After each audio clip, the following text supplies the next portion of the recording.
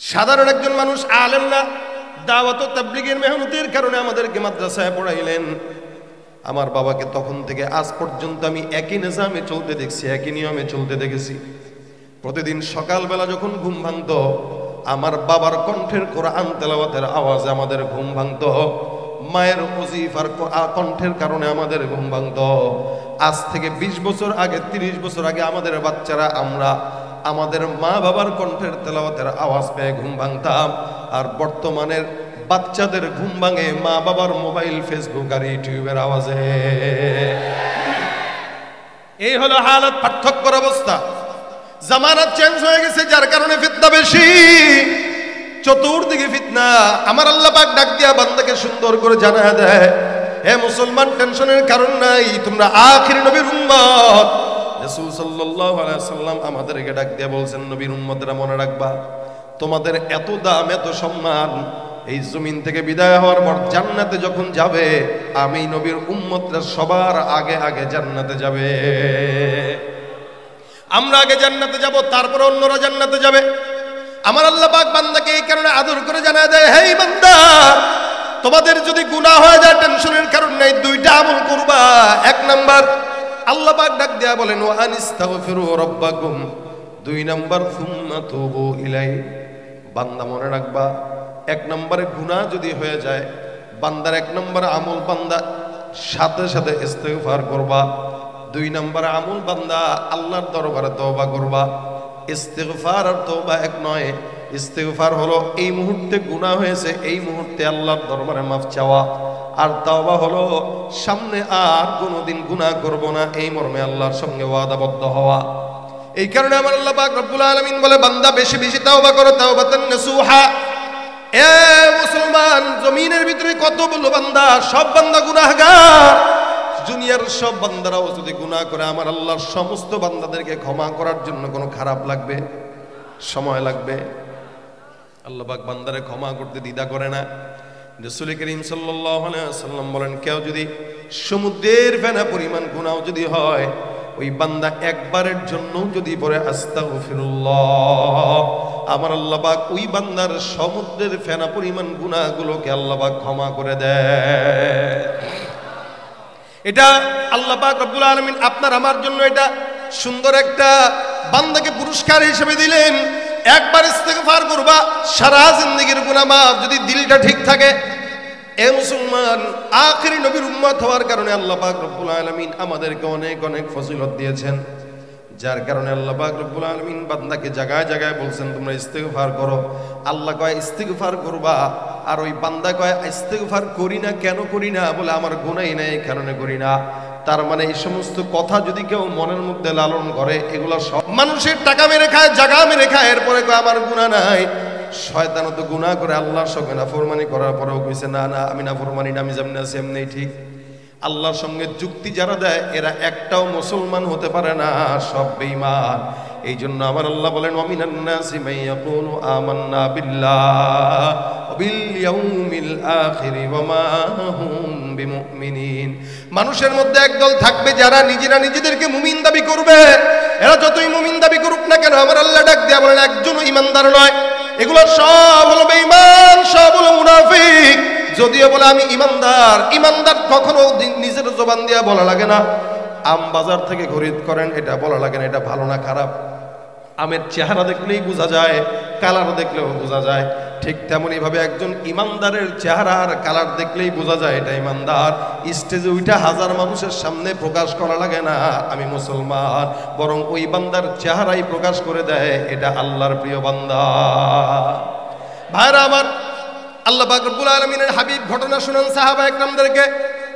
জমিনের মধ্যে আল্লাহ পাক তোমাদেরকে কত সম্মানিত করেছে, আমার আল্লাহ পাকের কত দয়া। এই জমিনের ভিতরে সমগ্র বান্দাদের মধ্যে আল্লাহ পাক রব্বুল আলামিন ইমানদারদেরকে যতটুকু মহাব্বত করেন, কতটুকু মহাব্বত দেখেন। আল্লাহ রাসূল বলেন, বাইতুল্লাহর সম্মান আল্লাহর দরবারে অনেক বেশি, কিন্তু এই বাইতুল্লাহ যখন কোনো বান্দা তওয়াফ করে, আল্লাহ নবী সাল্লাল্লাহু আলাইহি ওয়াসাল্লাম বলেন, ওই বান্দাকে আমার আল্লাহ একদম নিষ্পাপ শিশু বাচ্চার মতো মাসুম বানায় দেয়। বাইতুল্লাহ তওয়াফ করার কারণে আল্লাহ পাক বান্দারে ক্ষমা করে দেন। নবী আমার ডাক দিয়া বলেন, কাবা তোমার মর্যাদা আল্লাহর দরবারে অনেক। তুমি জানো তোমার কাছে যেই সমস্ত ইমানদার মুমিনরা তাওয়াফ করার জন্য আসে, এই সমস্ত এক একটা মুমিনের দাম আল্লাহর দরবারে তুমি কাবার চাইতেও কোটি গুণে বেশি। ইমানদারের দাম আল্লাহর দরবারে বাইতুল্লাহর চাইতেও বেশি না কম? জোরে বলেন। অনেক বেশি, অনেক বেশি। একটা ইমানদারকে আল্লাহ পাক নিজের কুদরতি হাত দিয়ে বানাইছেন, সুবহানাল্লাহ। এই জন্য মহাব্বত থেকে আল্লাহ পাক রব্বুল আলামিন 100 ভাগে ভাগ করেন। প্রেম ভালোবাসাকে একসঙ্গে ভাগ করে 100 ভাগে ভাগ করে। দয়াকে আল্লাহ পাক 100 ভাগে ভাগ করার পর 1 ভাগ মহাব্বতকে সারা দুনিয়ার মধ্যে ছড়ায়া দেয়। বাকি থাকলো কয় ভাগ? 99 ভাগ। এই বাকি 99 ভাগ মহাব্বত আমার আল্লাহ শুধুমাত্র বান্দাকে ক্ষমা করার জন্য আল্লাহ পাকের দিলের মধ্যে বান্দার জন্য রেখে দিয়েছে। রাসূল সাল্লাল্লাহু আলাইহি ওয়াসাল্লাম ঘটনা বর্ণনা করে শোনায়, বনি ইসরাইলের জামানার একজন বান্দার ঘটনা। এ মুসলমান, বনি ইসরাইল বলেন, আগের কালের জামানার উম্মতদের ব্যাপারে বলেন, আল্লাহ পাক রব্বুল আলামিন ওই সমস্ত বান্দাদের গুনাহ প্রকাশ করে দিত, গুনাহের কারণে আযাব দিয়া ধ্বংস করে দিত। কিন্তু বনি ইসরাইলের একজন বান্দার ঘটনা রাসূল সাহাবা একরামদেরকে শোনায় বলতেছেন, তোমাদের টেনশন নাই, তোমাদেরকে ঘটনা শোনাই শোনো। একটা বনি ইসরাইলের লোক 99টা খুন করলো। এই বান্দা 99টা খুন করার পর বান্দার কলবের মধ্যে দাগ কাটছে, হায় হায় এতগুলা অন্যায় করলাম, আল্লাহর দরবারে ক্ষমা চাওয়া তো আমার দরকার।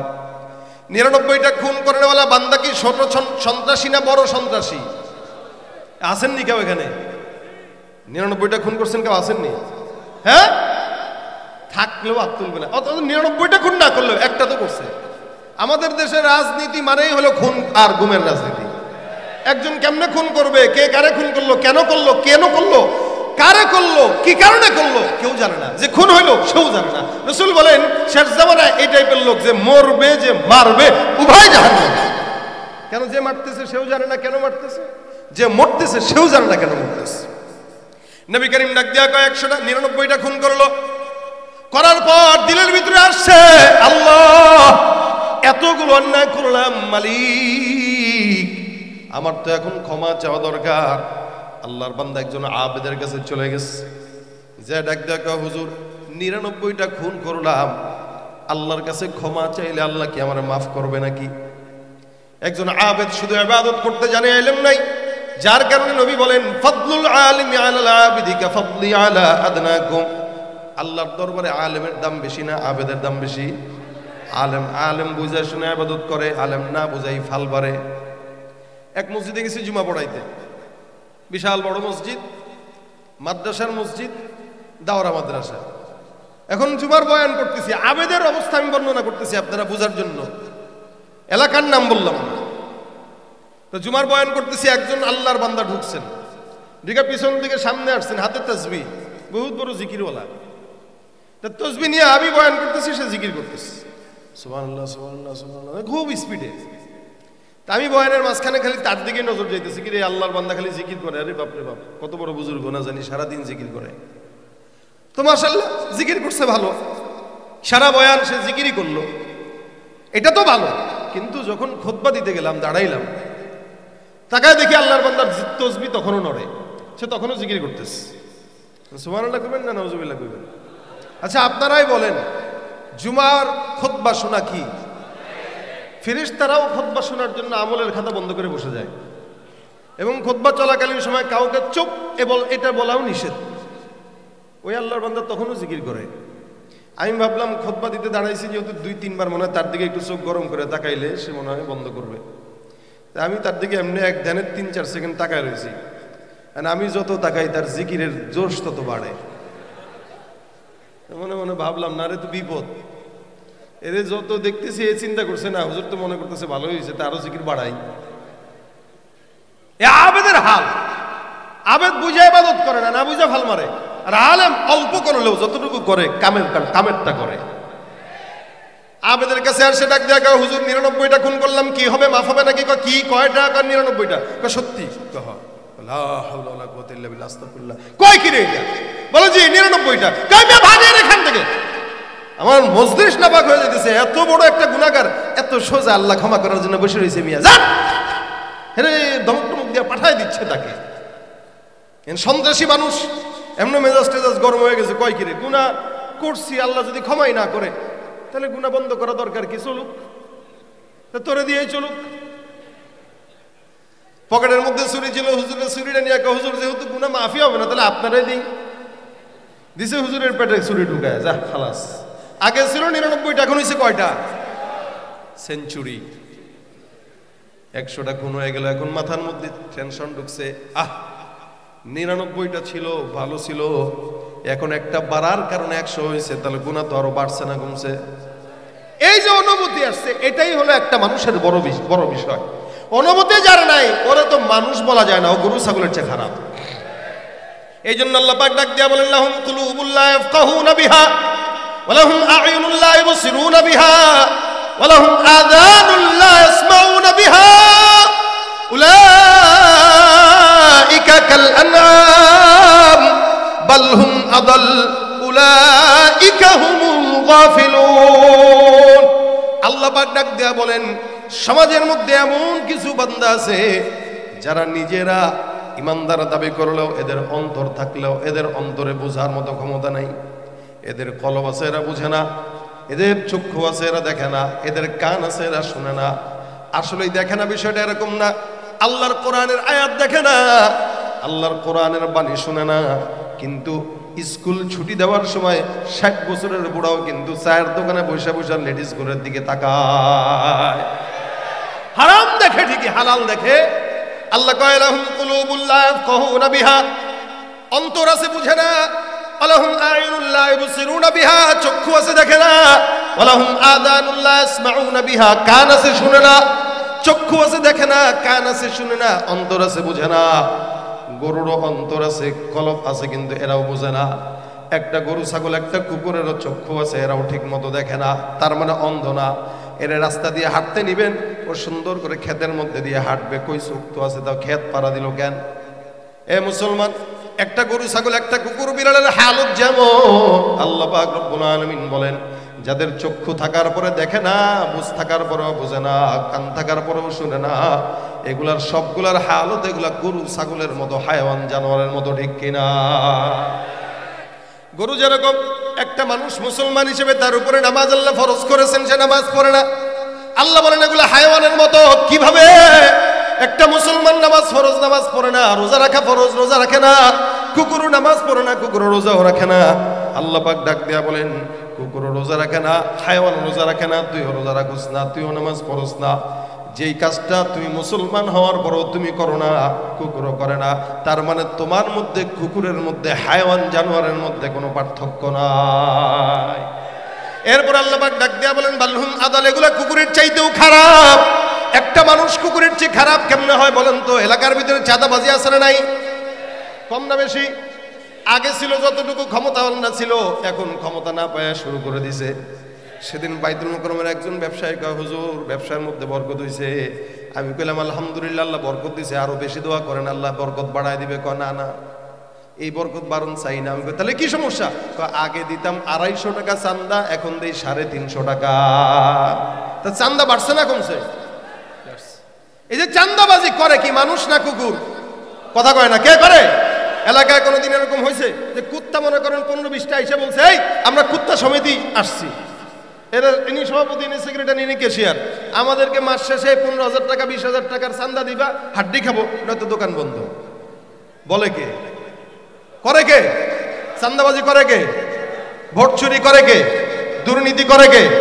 এই কাজটা কুকুর করে না, হায়াওয়ান করে না, জানোয়ার করে না, শিয়াল করে না, মুরগিও করে না, চতুষ্পদ জন্তুও করে না, করে মানুষ। আমার আল্লাহ ডাক দিয়া বলেন, যে এই কাজটা কুকুর, বিড়াল, হায়াওয়ান, জানোয়ার করে না, ওই কাজটা তুমি করার কারণে তুমি কুকুরের চাইতেও খারাপ। ঠিক কিনা? চেহারাটা দেখতে ভালো, পোশাকটাও চমৎকার, অন্তরে তার কালি ভরা, কাজটা বড় কদাকার। এই মানুষের ভিড়ে আজ আসল মানুষ নাই রে নাই, এই মানুষের ভিড়ে আজ আসল মানুষ নাই রে নাই। মানুষ দেখতে চলো এবার জাদুঘরে যাই সবাই। ঠিক কিনা? সবগুলাই মানুষের মতো দেখলেই মানুষ বলা যায়। হ্যাঁ, বান্দা আবেদ থেকে ফেরত আসছে, কারণ বান্দার চিন্তা পাল্টাইছে। এখন একজন আলেমের কাছে যায়, যে ডাক দেয়া বলে, হুজুর 100টা অন্যায় করলাম, খুন করলাম, আল্লাহর কাছে ক্ষমা চাওয়ার ইচ্ছা জাগলো, বলেন তো মাপ পাবো কিনা? আলেম ডাক দেয়া বলে, কয়টা খুন করছে? বলে 100টা। 100টা খুন করলা, টেনশনের কোনো কারণ নাই। আমার আল্লাহ পাক রব্বুল আলামিন তুমি গুনাহ যেখানে শেষ করবা, আমার মাওলার দয়া রহমত সেখান থেকে শুরু। টেনশনের কারণ নাই। অমুক এলাকায় যাও, ওখানে যাওয়ার পর কিছু আল্লাহর বান্দাদেরকে দেখবা যারা আল্লাহওয়ালা, এদের সঙ্গে সোহবতের সময় লাগাবা, আল্লাহ পাক তোমাকে তওবার বরকতে মাফ করে দিবেন, টেনশন নাই। 100টা খুনের বান্দা সুন্দর করে বাসার থেকে গোসল করে রওনা হয়ে গেল। রওনা হয়ে 20 কিলোমিটার গেল, বাকি আছে কয় কিলো? 70 কিলো। আমার আল্লাহ ডাক দেয়া বলে, আজরাইল এই বান্দাটার জানটা কবজ করে নাও, বান্দার হায়াত শেষ। আল্লাহ পাক রব্বুল আলামিনের আদেশে বান্দার জান কবজ করা হয়। আল্লাহ পাক রব্বুল আলামিনের এই বান্দা মরার পর বান্দা জান্নাতে যাবে নাকি জাহান্নামে যাবে, এই জিনিস নিয়ে দুই ফেরেশতার মধ্যে দ্বন্দ্ব। একদল ফেরেশতা কয় বান্দা জান্নাতি, আরেক দল কয় জাহান্নামী। কেন জান্নাতি? বলে বান্দা তাওবার নিয়ত করলো, আমার আল্লাহ পাক রব্বুল আলামিনের কাছে তওবা না করলো, বান্দা নিয়তের কারণে আল্লাহ পাক তারা মাফ করে দিবেন। আরেক দল কয় না না, বান্দা জাহান্নামী, কারণ এই বান্দা 100টা খুন করলো। 100টা খুন করনেওয়ালা বান্দা কোশ্চিন কালেও জান্নাত পেতে পারে না, জাহান্নামেই যাওয়া লাগবে। দুই দলের মধ্যে ঝগড়া লেগে যায়, কে কোন জায়গায় নিবে। তৃতীয় পক্ষে একজন হাজির, এই লোকটা ডাক দেয়া বলো, ভাই এই লোকটাকে কোথায় নিবা? বলে জান্নাতে। আরেক দল কয় জাহান্নামে। না না, জান্নাত দরকার নাই, জাহান্নাম দরকার নাই, এই বান্দার জন্য একটা কাজ করবা। কি কাজ? বলে বান্দার বাসার থেকে তাওবা পর্যন্ত যত বড় রাস্তা আছে, রাস্তাটা একটু মাপো। যদি রাস্তা তাওবার দিকে বেশি হয়, এই বান্দা জান্নাতি, কম হলে বান্দা সোজা জাহান্নামী। আসলেই তো বান্দার রাস্তা ছিল কম, বেশি ছিল না, তার মানে জান্নাতে যাওয়ার কোনো চিন্তাও করা যায় না। আমার আল্লাহ পাক রব্বুল আলামিনের আদেশে এবার বান্দার রাস্তা মাপা শুরু হয়ে যায়। আমার আল্লাহ ডাক দেয়া বলে, জমিন আমি আল্লাহ পাক রব্বুল আলামিন বললাম, যেই বান্দাটা আমি আল্লাহকে ভয় করে তাওবার নিয়তে সামনে আগায়, আমি আল্লাহ পাক ডাক দেয়া কইলাম, জমিন এই বান্দার জন্য তাওবার রাস্তাটা জান্নাতের দরজা পর্যন্ত আমি আল্লাহর আদেশে জমিন তুমি লম্বা হয়ে যাও। আল্লাহ পাকের আদেশে জমিন লম্বা হয়। ফেরেশতারা রাস্তা মাপতে মাপতে মাপতে মাপতে মাপতে মাপতে তাকায় দেখে বান্দার জান্নাত পর্যন্ত তওবার রাস্তাটা আল্লাহ পাক দীর্ঘ লম্বা করে দিয়েছে। আবার আল্লাহ পাক রব্বুল আলামিন বান্দার রাস্তাকে লম্বা করে দিলেন। ফেরেশতারা কয়, দেখো এই বান্দা জান্নাতি, কারণ বান্দার রাস্তা জান্নাত পর্যন্ত দীর্ঘ। এবার আল্লাহ পাক ডাক দেয়া কয়, বান্দার রাস্তা যেদিকে লম্বা বান্দাকে সেদিকে দাও, অর্থাৎ তাওবার নিয়ত করনেওয়ালা বান্দাকে আমার আল্লাহ পাক রব্বুল আলামিন বিনা হিসাবে জান্নাত দান করে দিলেন। তুমি পারো করতে মোচন অভাব দুঃখী লোকে, তুমি পরম মুক্তি দাতা মালিকে জগতের, তুমি পারো করতে মোচন অভাব দুঃখী লোকের, তুমি পরম মুক্তি দাতা মালিকে জগতের, তোমার কাছে চাই যে পানা আমরা প্রতিদিন, তোমার দয়ায় পূর্ণ আমার সারা নিশিদিন। কার দয়া? জোরে জোরে কার? আমার আল্লাহ ক্ষমা করতে পারে কি পারে না? এখনো আছে না নাই? যেই বান্দা 100টা খুন করার পরে মাফ করলেন, ওই আল্লাহ এখনো আছে না নাই? এই জন্য আল্লাহ বলেন, আনিস্তাগফিরু রাব্বাকুম সুম্মা তুবু ইলাইহি, ইস্তিগফার করো, তওবা করো। ইস্তিগফার যদি কোনো বান্দা করে, আল্লাহ রাসূল বলেন ওই বান্দাকে আল্লাহ একদম পরিপূর্ণ মাফ করে দেয়। এ মুসলমান, ইস্তিগফার করার মাধ্যমে আল্লাহ পাক বান্দাকে মুস্তাজাবুদ দাওয়া বানায় দেয়। সুবহানাল্লাহ। মানে বান্দা যা দোয়া কবুল করে, যা দোয়া করে আল্লাহ সব দোয়া কবুল করে নেয়।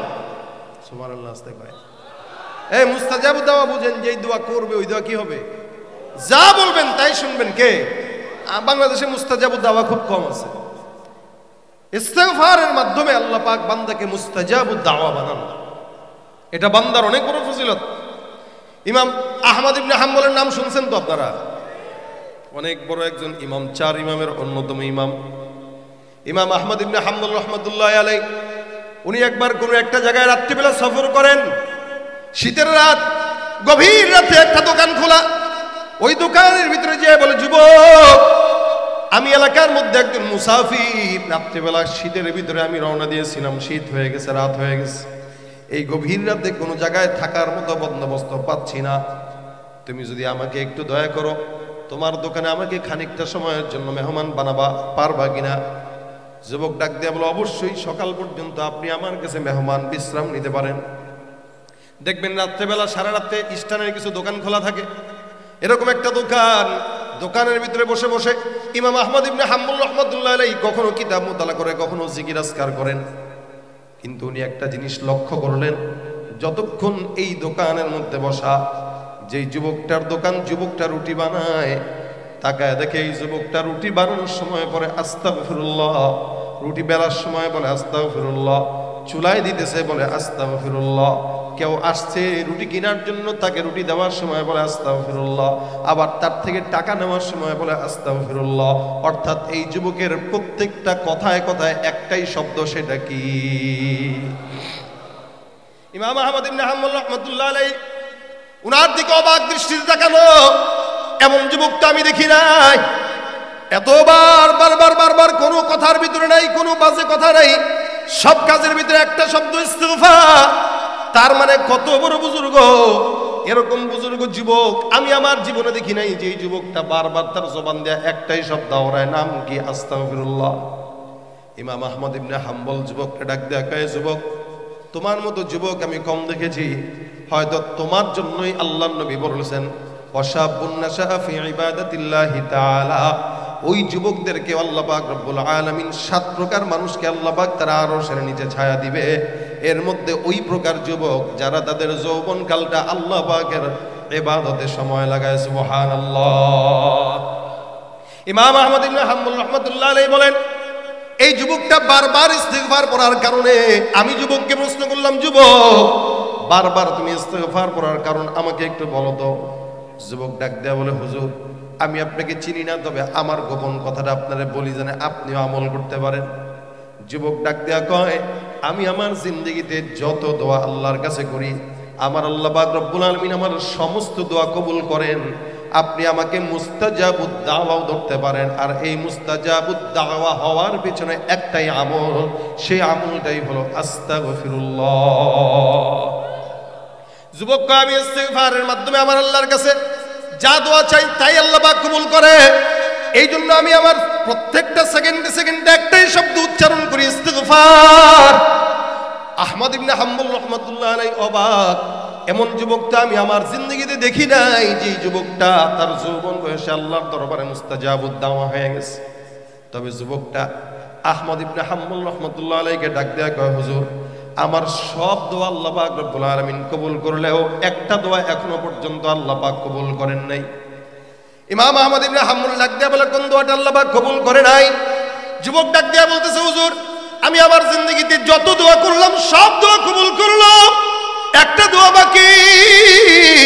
ওই দোয়াটা কি? বলে, আমাদের এই এলাকার ভিতরে, আমাদের এই দেশে এমন একজন ইমাম আছে যার নাম ইমাম আহমদ ইবনে হাম্বল।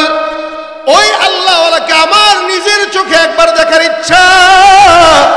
আমি আমার জিন্দেগিতে আমার মালিকের কাছে যা দোয়া করলাম সব দোয়া কবুল হইল, কিন্তু ইমাম আহমদ ইবনে হাম্বলকে দেখার ইচ্ছাটা আল্লাহ পাক এখনো কবুল করে নাই। যতদিন পর্যন্ত ইমাম আহমদ ইবনে হাম্বলকে দেখতে না পারবো, ততদিন জবান থেকে ইস্তিগফার নড়বে না। ইমাম আহমদ ইবনে হাম্বল তার সামনে বসা, সে জানেও না। ইমাম আহমদ ইবনে হাম্বল দাঁড়ায় গেছে, যুবকটাকে জড়ায় ধরে কপালের মধ্যে চুমু খায়, আর ডাক দিয়ে বলে, যুবক, তুমি কত বড় বুজুর্গ জানো?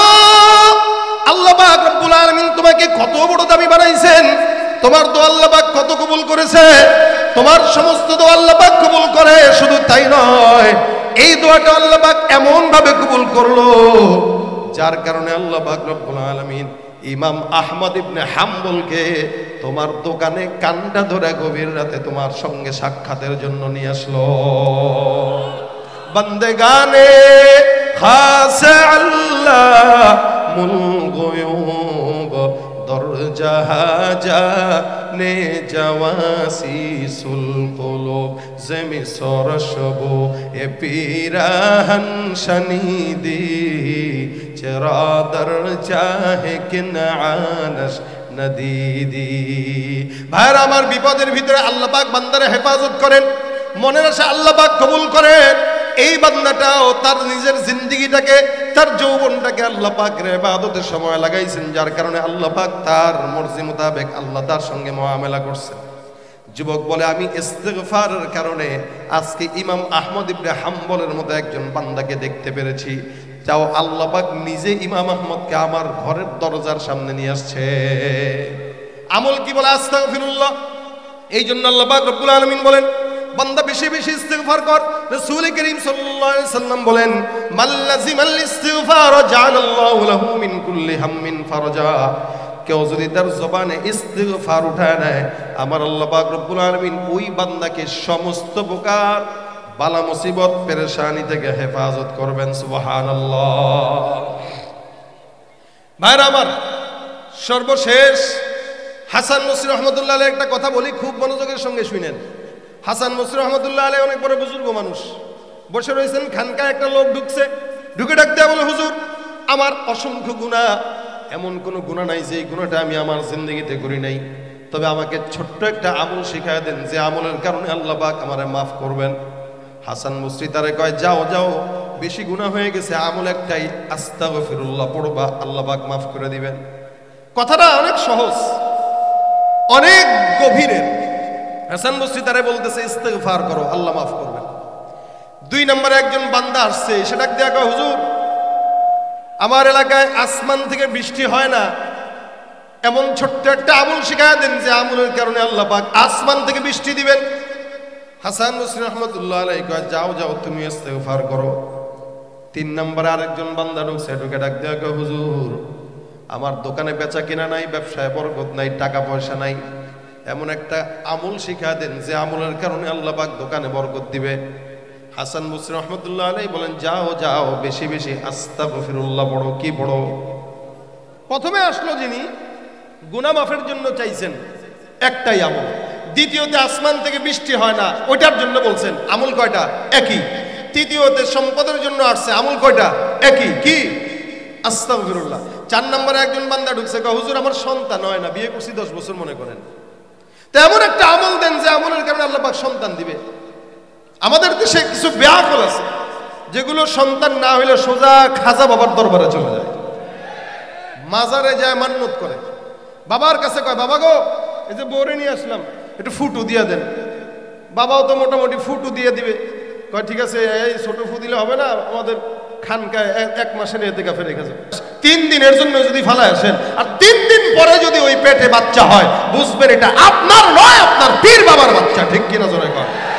পীরগিরিয়ার মাজার পূজা চলছে দেশটা জুড়িয়া, শিরকি আর ভণ্ডামিতে দেশটা গেছে ভরিয়া।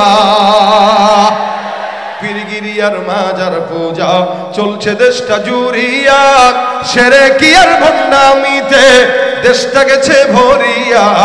গাজার কলকি টান মারিয়া, গাজার কলকি টান মারিয়া দেখায় খাজার শান। ওরা শিক্ষিত শয়তান, ওরা কি? ওরা শিক্ষিত শয়তান। ওরা যেখানে যাই ভেজালেতে ভরে গেছে দেশটায়, ব্যবসায়ীরা ওরা রাতারাতি কালো টাকায় হাত রাঙায়। ভেজাল থেকে বাঁচতে হলে, ভেজাল থেকে বাঁচতে হলে খোলা রাখো কান। ওরা শিক্ষিত শয়তান, ওরা ওরা শিক্ষিত শয়তান, ওরা শিক্ষিত শয়তান। ঠিক কিনা? সম্পদ চাবো কার কাছে? সন্তান চাবো কার কাছে? কোন খাজার দরবারে মাজারে যায় সন্তান যারা চায় তারা 100% কুফরি করে। ঠিক কিনা? কোন ভণ্ড কুফরি করা মানুষ মুসলমান হইতে পারে না। সব কিছু চাওয়া দরকার। হাসান বসরি বলে যাও ইস্তিগফার পড়ো।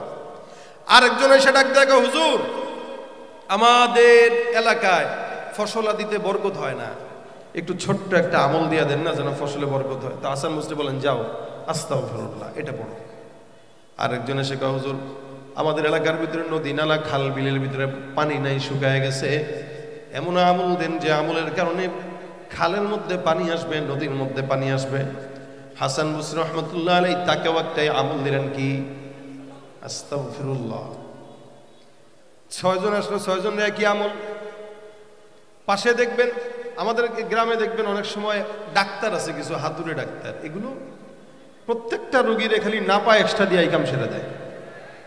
মাথা ব্যথা নাপা এক্সট্রা, পেটে ব্যথা নাপা এক্সট্রা, ঠান্ডা নাপা এক্সট্রা, জ্বর নাপা এক্সট্রা, মানে ওর পুঁজি একটাই, নাপা এক্সট্রা। তা হাসান বসরি রহমতুল্লাহ আলাইহি ওনার মুরিদ বলতেছেন, হুজুর সব রোগের চিকিৎসা একটাই, বুঝলাম না এই আমল ছাড়াও তো অন্য কোনো আমল ছিল? হাসান বসরি বলেন, না এই আমল আমার পীরের দেওয়া না, আমার বাপের দেওয়া না, এই আমল স্বয়ং আল্লাহ কোরআনের মাধ্যমে বান্দাকে দান করছে। সুবহানাল্লাহ। আস্তে কয় এরা, জোর কমে গেছে, আছে তো? জোরে বলেন সুবহানাল্লাহ। সব রোগের ওষুধ কয়টা? কি? আস্তাগফিরুল্লাহ। আমার আল্লাহ ডাক দিয়া বলেন, ফাকুল তুস্তাগফিরু রাব্বাকুম ইল্লাহু কানা গফফারা ইউরসিলিস সামাআ আলাইকুম মিদরারা ওয়া ইউমদিদকুম বিআমওয়ালিন ওয়া বানিনা ওয়া ইয়াজআল লাকুম জান্নাতিন ওয়া ইয়াজআল লাকুম আনহারা। আমার আল্লাহ পাক রব্বুল আলামিন ডাক দিয়া বলেন, বান্দা বেশি বেশি ইস্তিগফার করবা, যতই গুনাহ হোক না কেন সব গুনাহ আমি আল্লাহ ক্ষমা করে দিব। সুবহানাল্লাহ।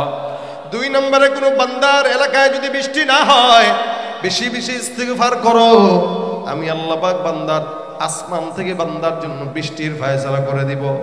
3 নাম্বার, সম্পদ যদি না থাকে, উল্টা পাল্টা দুর্নীতি করে টাকা কামানোর চাইতে ইস্তিগফার করো, আল্লাহ পাক তোমার সম্পদে বরকত দান করবেন। আমাদের দেশে যারা এলোমেলো সম্পদ কামায়, রাজনীতিতে আইসা নেতা হয়ে চান্দাবাজি করে জনগণের মাথায় বাড়ি দিয়া সম্পদ কামায়, এদের সম্পদ যতদিন ক্ষমতা থাকে ততদিনই টিকে, ক্ষমতা নাই বাড়ি ঘর একটাও থাকে না, সব বান্দারা পুড়ায় দেয়। যেটা আমরা 15 বছরের পরে দেখছি। আসেনি একটারও বাড়িঘর ঠিক?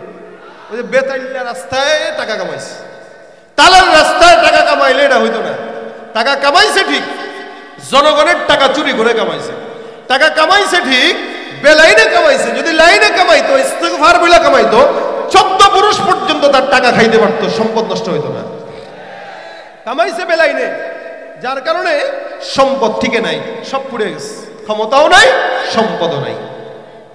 এই জন্য সম্পদ লাগলে আস্তাগফিরুল্লাহ। সন্তান নাই, আল্লাহ পাক বলেন ওয়াবানিন, সন্তান যদি না থাকে বান্দা বউরে বলে দাও বেশি বেশি ইস্তিগফার আমল করো, তুমিও করো, ইনশাআল্লাহ যেই বান্দা যত বেশি ইস্তিগফার করবে, আল্লাহ পাক ওই বান্দাকে তত বেশি সন্তান দান করবেন। সুবহানাল্লাহ। শুধু তাই নয়, ফের ফসল যদি ক্ষেতের মধ্যে না হয়, ফসল আদির জন্য ইস্তিগফার করো। এই এখন বেশি বেশি ইস্তিগফার করা দরকার। কারণ কি জানেন? ওই যে আমাদের বন্ধু রাষ্ট্র, বন্ধু বেশে শত্রু, এত ছিল না, এরা আমাদের বন্ধু হতে পারেও না, ঠিক কিনা ধরে কর। সুতরাং কেউ যদি আমাদেরকে নাড়াচাড়া দিতে চায়, আমরা বাঙালি নাড়া দেওয়া শিখে গেছি। এদেশের সীমানা ছোট্ট হতে পারে, ইমানের সীমানা আর কোনো সীমানা থাকে না। যারা মরতে শিখে যায় তাদেরকে কেউ মারতে পারে না। বাঙালি জাতি মরা শিখে গেছে। দেশের জন্য যদি 1000 মারা যায়, ইমানের জন্য 1 লাখ মারতে তৈরি হয়ে যাবে, ঠিক কিনা ধরে কর।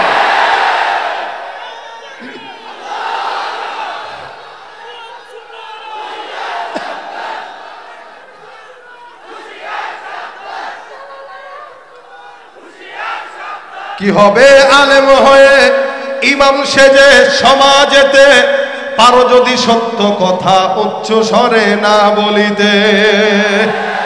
কি হবে আলেম হয়ে ইমাম সেজে সমাজেতে, পারো যদি সত্য কথা উচ্চ স্বরে না বলিতে। চাকরির ভয় করো যদি, ছেড়ে দাও ওই না গদি। চাকরির ভয় করো যদি, ছেড়ে দাও ওই না গদি। কি হবে ধোকা দিয়ে আল্লাহকে, কি হবে বেঁচে থেকে অযথা বিদ্যা শিখে যদি না করতে পারি শোষণবিহীন সমাজটাকে। কি হবে কিতাবাদির তালিম দিয়ে মাদ্রাসাতে যদি ওই খোদার কোরআন নিষিদ্ধ হয় আদালতে। কি হবে কিতাবাদির তালিম দিয়ে মাদ্রাসাতে যদি ওই খোদার কোরআন নিষিদ্ধ হয় আদালতে। কাফনের কাপড় মাথায় ময়দানে আয় ছুটে আয়, কাফনের কাপড় মাথায় ময়দানে আয় ছুটে আয়। বিলিয়ে দে না তোদের জীবনটাকে, কি হবে বেঁচে থেকে অযথা বিদ্যা শিখে যদি না গড়তে পারি শোষণবিহীন সমাজটাকে। ঠিক কিনা? ভয় আছে কোনো? আমরা মরতে শিখে গেছি, যারা মরতে শিখে যায় তাদেরকে কেউ মারতে পারে না। ইনশাআল্লাহ ইমানের জন্য মরতে যদি হয় একবার নয় 100 বার মরতে রাজি ইনশাআল্লাহ। ইনশাআল্লাহ, কারণ সারা জিন্দেগীর গুনাহ যদি এক চান্সে ক্ষমা করা জান্নাতে যেতে চান, শাহাদাতের মৃত্যু ছাড়া দ্বিতীয় কোনো রাস্তা নাই। শাহাদাতের মৃত্যু একমাত্র মৃত্যু, যেই মৃত্যু সকল গুনাহকে ক্ষমা করায় সোজা জান্নাতে পাঠায় দেয়, সোজা সোজা জান্নাতে পাঠায় দেয়, জান্নাতের পাখি বানায় ভিতরে উড়ায় দেয় আল্লাহ। আল্লাহুম্মা রযুকনা শাহাদাতান ফি সাবিলিক, আমিন। যারা বলেন আমিন। তাহলে ভাইরা আমার, সম্পদ লাগবে, সন্তান লাগবে, ফসল লাগবে, বেশি বেশি ইস্তেগফার করবেন যারা কৃষক আছেন।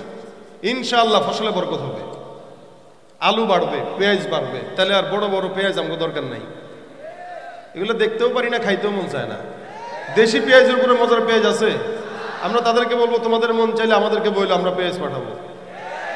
আমাদেরটা খাও নাই তো বুঝো না, খাইলে তোমাদেরটা তোমরা দেখবাও না, মুখেও নিবা না। হাইব্রিড জিনিস আমরা পছন্দ করি না ভাই। তারা আমাদেরকে ছাড় দেয়, আমরা ইস্তেগফার বাড়ায় দেবো, ইনশাল্লাহ ফসল বেড়ে যাবে। আমরা ইস্তেগফার বাড়ায় দেবো, আমাদের নদীর পানি আল্লাহ পাক দিয়ে দিবেন। তাদের থেকে পানি নিয়ে আমাদের খেতে দেওয়ার কোনো দরকার হয় না, কারণ তারা এত পর্যন্ত যা দেখেছি আমাদেরকে পানি সময় মতো দেয় না, অসময় দিয়ে মারে। এই জন্য হার কাজ, এই 6টা কাজ আল্লাহ পাক বলেন, কেউ যদি ইস্তেগফার করে এই 6টা আমি আল্লাহ তাদেরকে দান করব। সুবহানাল্লাহ। গুনাহ মাফ করবেন, আসমান থেকে উপকারী বৃষ্টি দিবেন, সম্পদ দিবেন, সন্তান দিবেন, ফসল দিবেন, নদীর পানি প্রবাহিত করে দিবেন। সুবহানাল্লাহ। রাসূল বলেন, রাযাকাহু মিন হাইযু লা ইয়াহতাসিব, এমন জায়গা থেকে আল্লাহ পাক রিজিকের ফয়সালা করবেন বান্দা কল্পনাও করতে পারবে না। এমন জায়গা থেকে দিবেন কল্পনাও করতে পারবে না। আমল কয়টা? একটা। এটা দিবেন কে? আল্লাহ। এটা আমি আপনাদের সামনে একটু মুজাকারা করলাম, আমিও চেষ্টা করি করার, আপনারাও করবেন ইনশাআল্লাহ। ইনশাআল্লাহ।